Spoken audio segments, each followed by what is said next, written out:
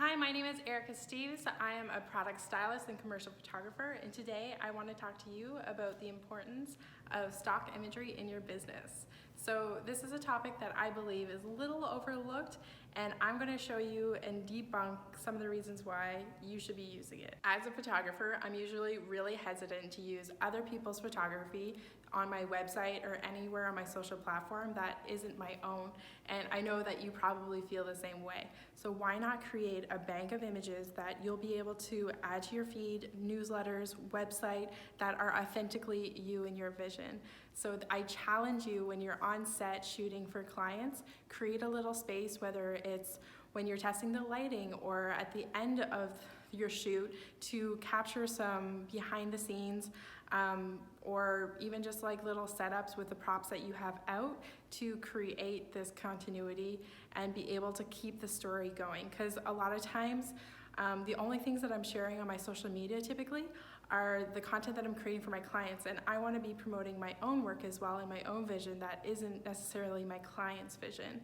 So something that you should do is start taking pictures and creating those stock images. Subscribe to my channel and get weekly notifications on my new video launching every Tuesday. I am taking you behind the scenes on a commercial photo shoot, giving you tips and tricks on product styling and ways that you can help elevate your photography and your business. So, what are we waiting for? Let's get started. Stay tuned to the end because this is where I'm going to unveil all the images that I cover today and some. Okay, so for content today, I'm just going to show you quickly behind the scenes. My product table looks like a big hot mess, which it always does when I'm on set, but you can see I'm going to create a concept of like some wellness stuff. I have some events coming up that I want to promote, so I have this cute little teacup. I have some like sage and some bath salts. This is the book that I'm currently reading that I want to advertise. I'm going to be on a few podcasts, so I want to get some content with the podcast microphone. These are some accessories that I've really been loving right now, and my brand colors are red, so I want to have more red content in my feed. So with that, I'm keeping those in mind when I'm creating these images, but I do think that there's opportunity for other people that might like them as well. So I'm going to share them and see what happens.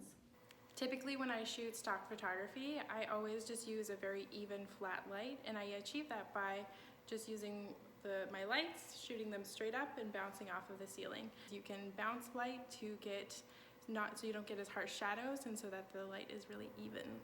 One of the things that I really love about stock photography is it gives you a chance for your branded content to breathe. So I like creating really simple, like very simple stylized images that kind of help elevate the rest of your feed to give things more interest. So these are some of my favorite accessories right now that I'm going to feature, and similar to a lot of design principles is you want to group things in odd numbers. So in this set I have 5 different items. I'll show you a couple of examples what it would look like if you had 2 or if you had 3 or 4. And when you do that, it creates a little bit more interest. A lot of the things I'm doing too is I'm creating balance in the frame. So I have a red item here, something red here, pearls here, pearls here. So different little things like this can help balance the image and make it more harmonious. Do you want to see more behind the scenes shoots just like this one you're seeing today? Comment below by saying heck yes, so I can know to make more content just like this. If you have other ideas of things that you'd like to see, comment below so I can also look at making content like this. When I plan to do stock photography, I typically try to use neutral colors and lots of space. I don't like overcrowding the images, and I do this so that people can add graphics or text on top of it, because this is something that they commonly use it for if it's in their newsletter or on their website to learn more information. So by doing this, you are making the image more versatile and giving more people the opportunity to be able to use your images. Okay, so I have another little setup done here, really cute. So where I have a lot of red on my feed, I want to offset it with some contrasting colors. So other bold colors to use could be bright blue like this book, or additionally this green teacup, these pinks, like just make a bit more pop amongst all the red. So this one I thought it was like a little bit fun, and sometimes your stock images or your photography doesn't have to make sense. It could just be beautiful. Like for instance, I have this honey stick here, and the honey is like literally just sitting on the marble, which usually wouldn't be the case. It's a little bit messy. You wouldn't necessarily always have barrettes on your table as well, but you know, it adds to, it's on trend right now. It fits the bigger image. It works. So it's kind of fun. It doesn't have to make sense. Don't overthink it too much. Just keep shooting and having fun. One of the reasons I love being a photographer is building client relationships, and I do this. One of the ways is by giving them 15 free stock images that they can use freely however they like in their business, as long as they're not advertising a photography service.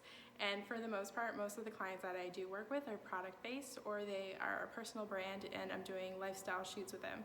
So this makes it really easy to be able to add value and give back to them in a way to build that like, know, and trust factor. And after they are ready to buy for me, I have a solid onboarding process, which I also want to give to you right now below.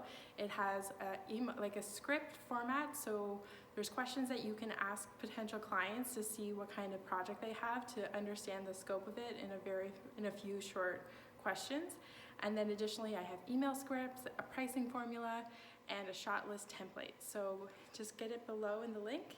And also below, I'm going to attach the 15 free stock images that you can download today and start using in your business.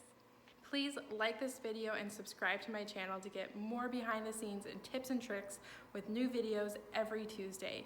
Keep watching as I show you the final edited images.